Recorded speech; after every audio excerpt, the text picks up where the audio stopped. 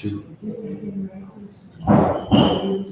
morning, everyone. You are joining Next Door Radio, nextdoorradio.com, or the Next Door Radio app.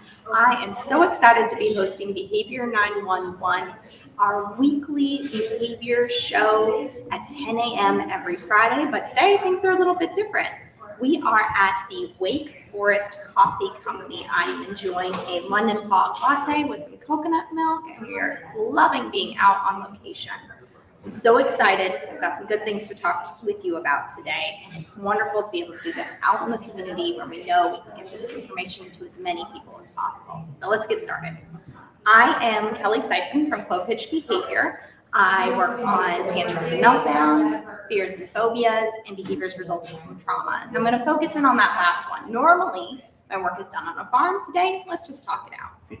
So when it comes to behaviors resulting from trauma, there's three big categories that we'll often see after a big trauma. When I'm talking about a big trauma, this is like a death in the family, a divorce, foster care placement, really, really big stuff happening in a child's life. We'll often see one of these three things. A skill will stop, a new skill will start, or skills will fracture after that point. And it can be any mix of those from there forward. So let's start with the first one, a skill stopping. So I'll see with a lot of kids, if they're young, that potty training will disappear. Where we were independent in the restroom, we perhaps aren't anymore. We might see the length of our sentences reduce, where we used to use long sentences, now we're only using a couple of words. We will sometimes see that the skills that we had at school, the academics, will start to slide a little bit, that we'll have a tougher time being able to use those academic skills we were using before fluently. So we might see that slide in skills where they sort of start to fall back. Now, interestingly also, this one is probably unexpected for many people. Sometimes we'll see a new skill emerge after a trauma.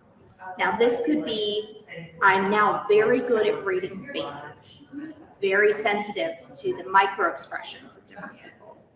This could be, I am I know when it's time to be quiet and to sink into myself. Now, you can see where there could be positives and negatives on all of these. Of course, we want to make sure that we're addressing these sorts of behaviors when they're getting in the way of functioning. It's going to be our big focus. When are these behaviors, either a loss of behavior or a new one starting, a loss of a skill, a new skill starting, when it gets in the way of our ability to function and move forward in our lives, that's when we need to start addressing it.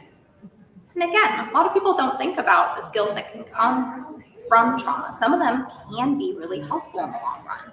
I might gain a bunch of resilience. I might gain the ability to go, hey, this is an unsafe situation. I'm going to leave before it becomes truly unsafe. At the same time, I may gain skills that hurt me. I may gain thinking too much through things, ruminating on things, and getting stuck in thoughts where I can't get out of that thought and I can't move forward through different moments. I may gain flashbacks. I may gain different things that I didn't have before. Now, we've talked about the skill stopping, skill starting. Let's talk about skills fracturing. This is a really interesting one. So we've got a big traumatic event. Perhaps we didn't see any skills start or stop immediately. Or perhaps we did. But in the long run, what we might see is that certain types of skills develop much more quickly than they did before, while other skills are developing more slowly than they did before. And we call this fracturing because if we looked at the average skills that kids are gaining as they're growing up, it should kind of grow in a block, where all the stuff that we imagine is going to occur is going to grow up. And what we might see after trauma is it was growing all together, and now this one's up, this one's moving a little slower, and this one's a little bit quicker, and you see this sort of fracturing effect across the skill set as kids are developing after that point in time.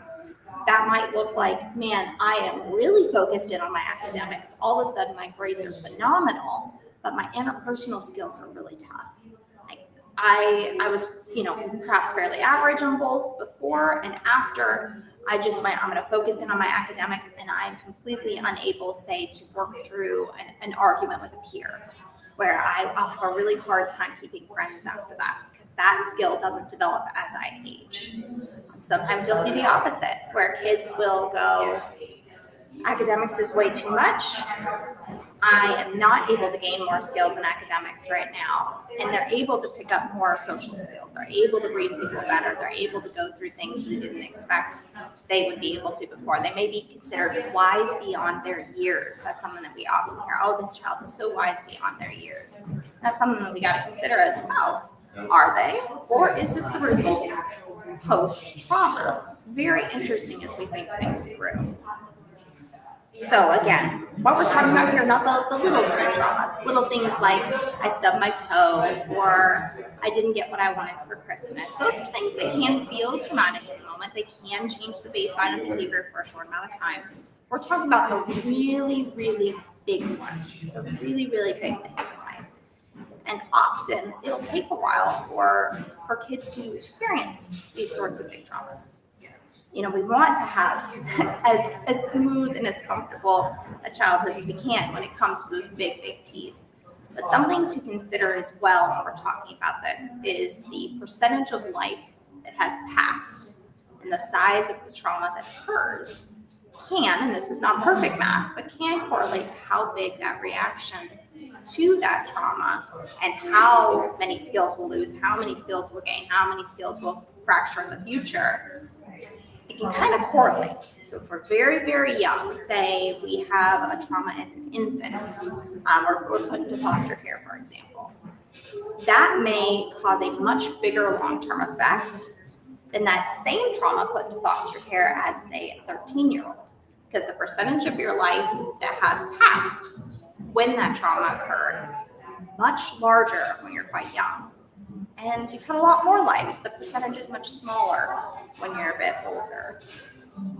There's so much to consider when you're talking about how behaviors will change and how things will meld. We want to make sure that we're focusing in on how we can best support kids through these moments. So again, we've got those three categories. Let's talk about some ways to support in all three of them. So if a skill stops, trying to hold them to that same standard and force it back into place, probably not going to work. It might even be re-traumatizing. It might cause the skill to be harder to pick back up in the long run, and you may see other symptoms coming around. So what we're going to want to do in those moments is take our time and take it way back, figure out what types of supports are going to be needed so that we can re-prompt, re-teach, show that this is safe again. Because it may be that, the reason the skill stopped is it's because we don't feel safe engaging in it anymore. So this can mean, hey, before I was able to tell my child, go upstairs and get dressed, and they were good to go. It may mean now that we need some picture support cards. It may mean that we need to have it written out. It may mean that they need support going up the stairs with you before they're able to get dressed and ready. That can be really tough. Hey, my kiddo had this skill. I hear this a lot. I know they can do it. And you're not wrong. They can do it. But in this moment, that skill isn't available. So kind of like I can go and get a delicious coffee from Wake Forest Coffee Company, but if it's closed, it's just not available. So right now, that skill is closed. It's there, but it's not available. So we're going to need to find a new way to get it open again. The next one there is going to be that new skill starting. And again, sometimes this can be very adaptive and helpful, but sometimes it'll get in the way. For example, somebody gets upset and I get quiet. That can be helpful from the perspective of I'm not arguing with people anymore. And means I'm probably pushing everything down and holding it in instead of expressing myself in a healthy way. So if you see different skills developing, new things happening, even if they seem good in the moment, even if it's like, man, my child is suddenly very empathetic after this big trauma. Okay, let's make sure that stays in the adaptive category. It doesn't start to shift into the maladaptive. Yes, it works, but it's hurting me. Yes, it works, but it's actually not a skill that I want to keep this big or use this bluntly. It's something that needs to be refined so that it's a really helpful skill in the long run and not something that's going to hold me back.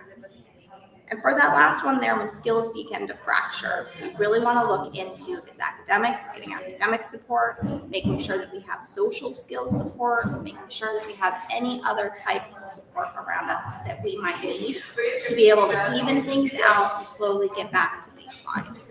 I'm so excited that you joined me today at Wake Forest Coffee Company. How much fun is it to be live out and about in the community?